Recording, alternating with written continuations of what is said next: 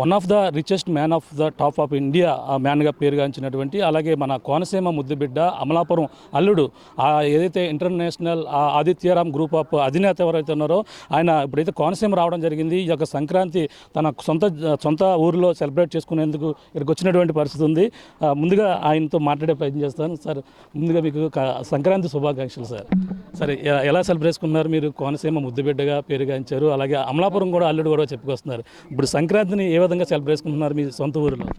అమలాపురం వాళ్ళు రైట్ అండి, బట్ నేను రాజమండ్రిలోనే పెరిగాను.